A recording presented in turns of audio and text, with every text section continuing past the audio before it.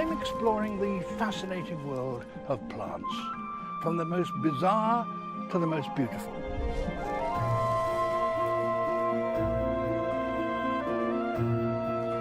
I will be using today's latest technology to reveal a whole new dimension in the lives of plants. I'll trace them from their beginnings on land to their vital place in nature today.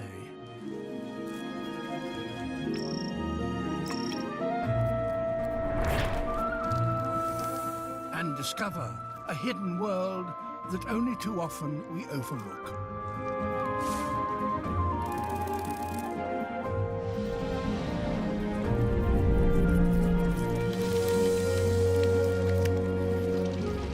We will move from our timescale to theirs.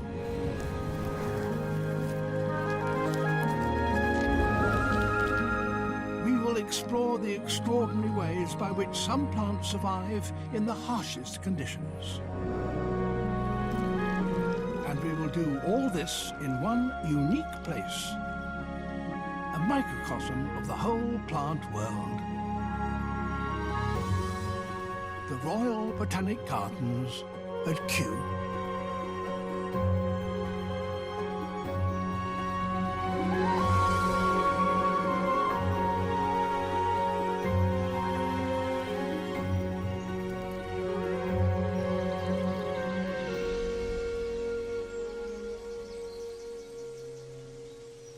I've seen plants growing in their natural habitats all over the world. But here in Kew, it's possible to examine them in a way that is impossible in the wild. Here, some 90% of all known plant species are represented in one form or another. So in this one place, you can survey the entire plant kingdom. And what is more, using 3D cameras, reveal some of its most intimate secrets.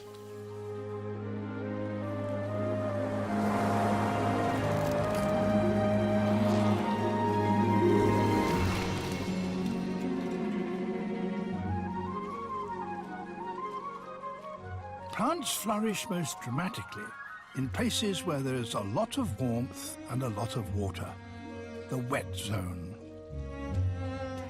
So here we can discover how plants first established themselves on land to become the very foundation of all terrestrial life.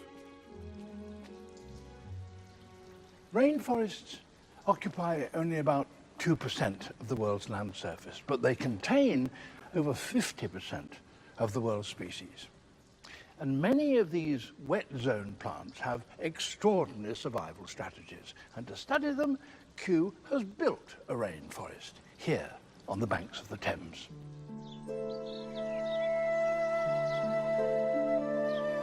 This is a rainforest like no other. The palm house was constructed in 1844 from over 200 tons of iron and 16,000 panes of glass. No one had ever built a glass house on this scale before, and to do so the architects borrowed techniques from the shipbuilding industry, which may explain why the palm house looks like the upturned hull of a ship. Its purpose was to provide a home for the tropical plants that Victorian explorers brought back from their adventures in the tropics. It was an engineering wonder of the age. And it is still a botanical wonder.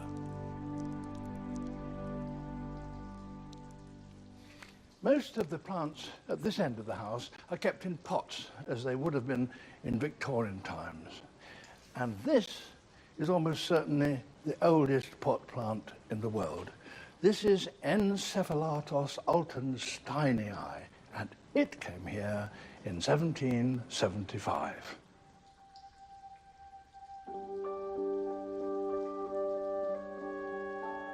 Altensteinii has since been joined by a multitude of other wet zone plants.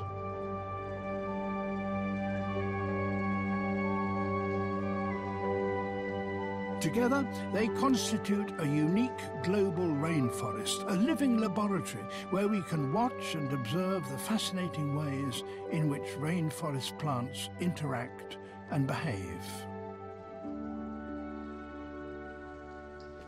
Conditions in this glasshouse are near perfect for wet zone plants. It's warm, it's humid, there's plenty of light, and as a consequence, plants grow very rapidly and all through the year.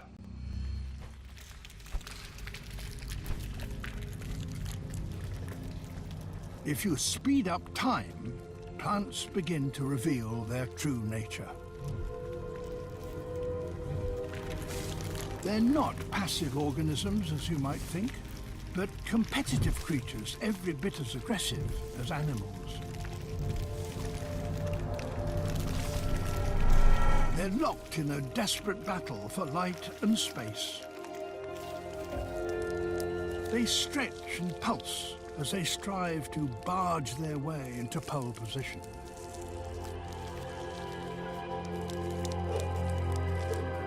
Creepers and vines reach around for the branch or stem of another plant on which to hitch a ride.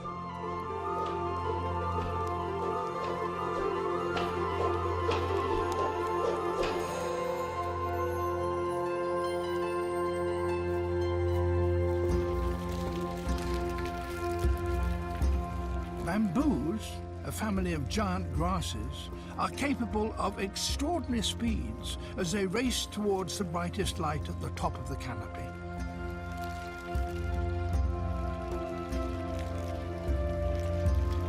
They're the fastest growing of all plants.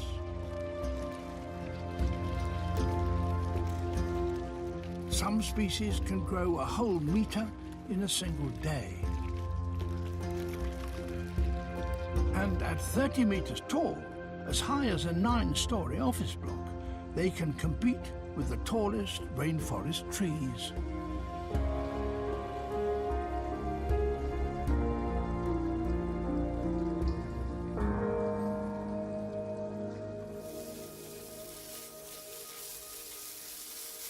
The one resource wet zone plants don't need to fight for is water.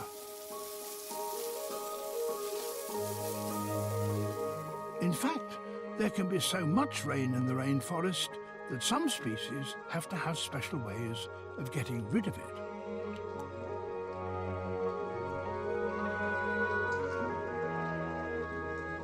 This is the taro plant, and it has the most extraordinary leaves. Watch what happens when I pour water on them.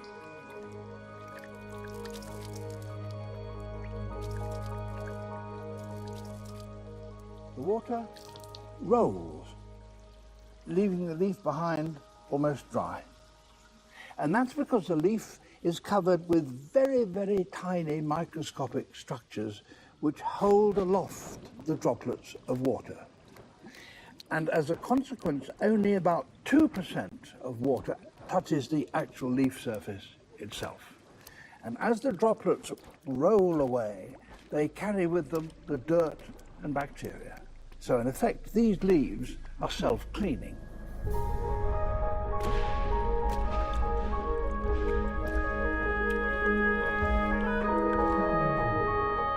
But there are some plants that use water in a different way, and they live high up in the canopy. A tank bromeliad, a plant that is dispensed with the need of growing in the soil on the ground and instead attaches itself to branches up here in the canopy where there's plenty of light. And since it's so far from the ground, it has had to develop a technique of collecting its nutriment in a quite different way.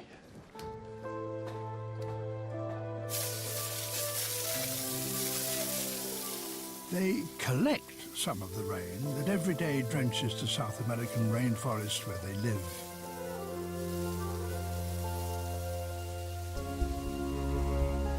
Their leaves, which are very broad, channel the rainwater into a central reservoir.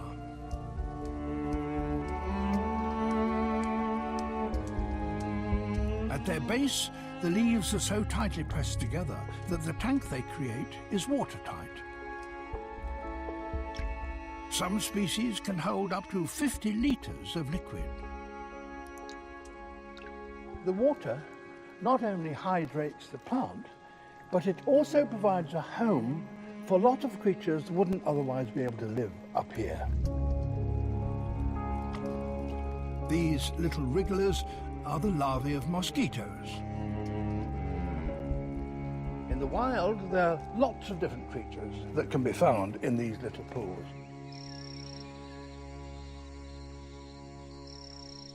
This is Ranitomia imitator, a poison dark frog from Peru.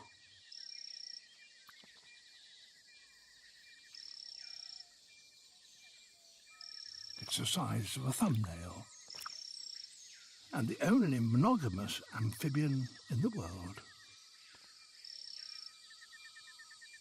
Some individuals spend their whole lives, from tadpole to adult, in and around bromeliad pools.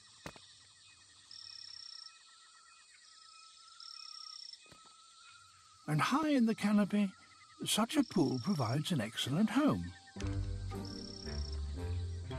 It's relatively safe, and there's a ready supply of food. The plant benefits from the arrangement because the droppings produced by its lodger are a nutritious fertilizer.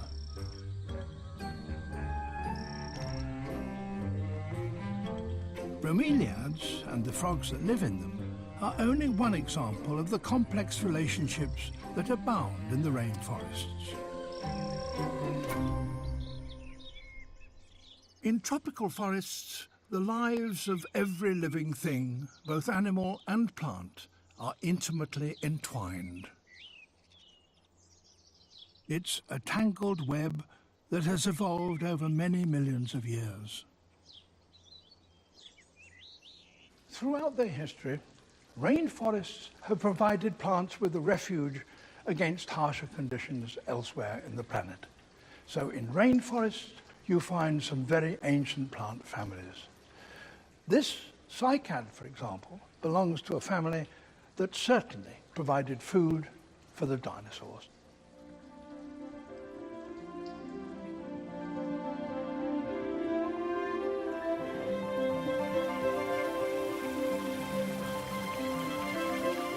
But the rainforest is such a rich environment that plants from all stages in their history can still be found here.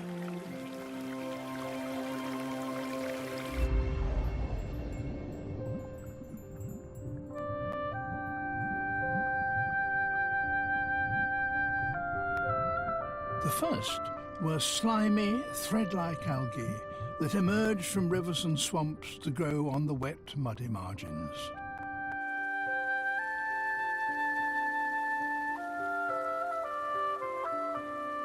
"40 million years or so later, some developed watertight coverings that enabled them to move onto drier, though still moist, land.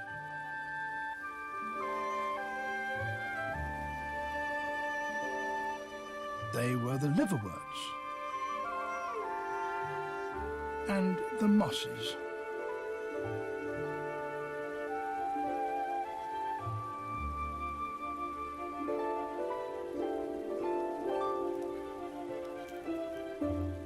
Later still, some of the descendants of those plants stiffened their stems so that they were able to stand upright as they reached up towards the light. They were the ferns and horsetails.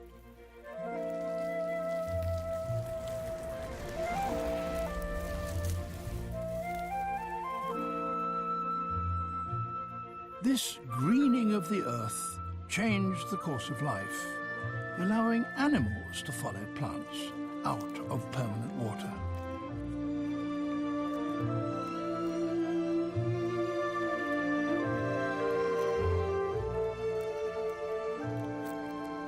As they spread across the land, the plants pumped out oxygen from their leaves. So from the very beginning, land animals were dependent upon plants, not only for food, but for the very air they breathe. A major difficulty for plants in their new environment was reproduction. If they were to produce fertile seeds, pollen from one had to reach and fertilize the ova, the eggs of another. Conifers, pines, yews and firs then, as now, used wind. They produced vast numbers of pollen grains, scarcely bigger than particles of dust, which the wind could carry for hundreds of miles. The technique was successful, but very wasteful. Immense quantities of pollen grains had to be produced if just one was to reach its target.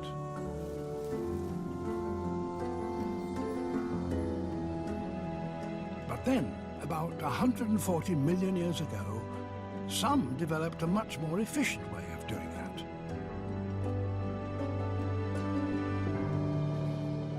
With flowers.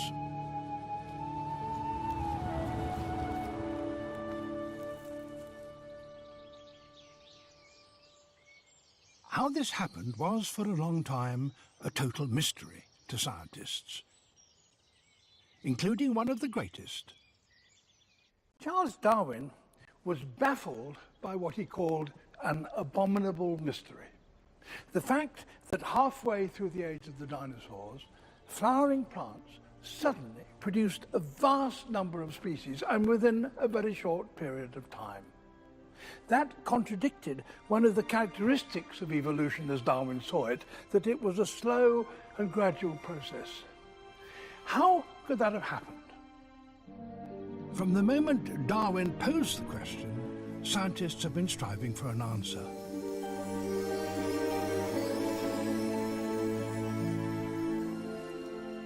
Recent fossil discoveries and modern DNA analysis of species present and past have transformed our understanding of this fascinating period.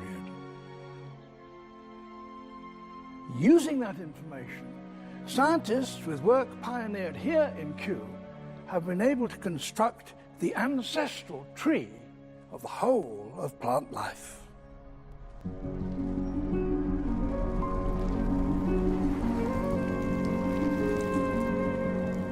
It begins with algae, the simplest of the plants, which are followed by the mosses. The thickness of the rising branches indicates the relative number of species in each individual group.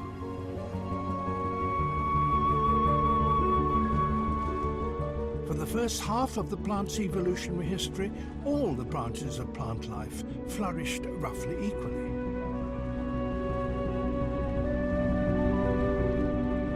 But then, 140 million years ago, there was an explosive radiation of species, Darwin's mystery.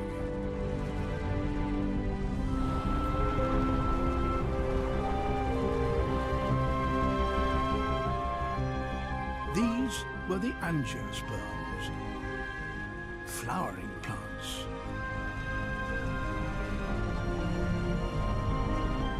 Their evolution was more gradual than Darwin had thought, but there is no question that the angiosperms quickly became the dominant group.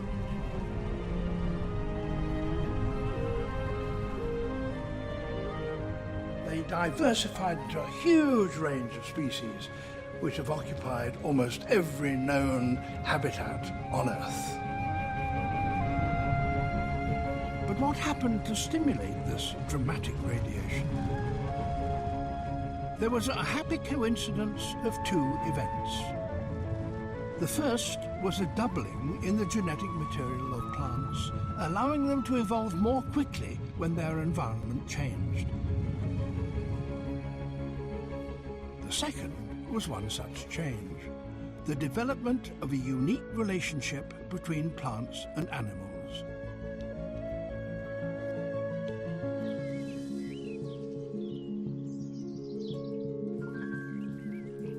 The effect of this coincidence can be seen in one of the very first flowering plants to evolve.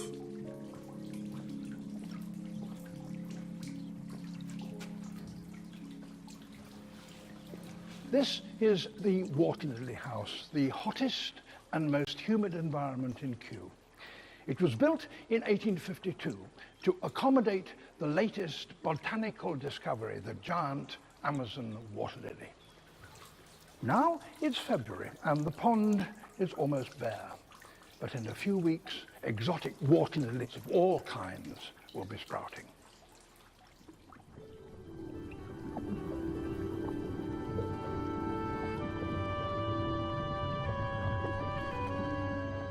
The ancestors of today's water lilies, as we know from their fossils, were among the first plants to produce flowers.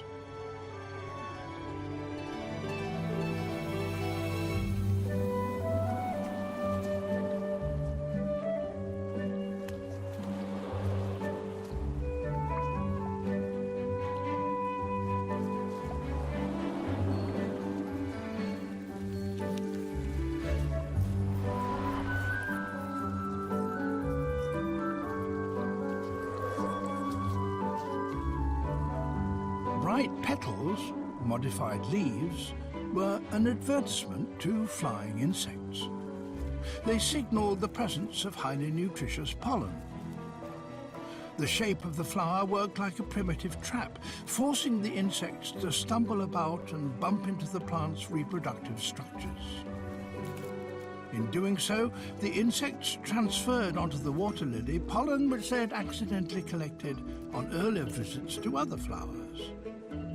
So now plants could trick insects into transporting their pollen directly from one plant to another with a door-to-door service. The flower of the giant Amazon water lily can close totally, holding the insects captive for several hours, thus making absolutely sure that pollination occurs.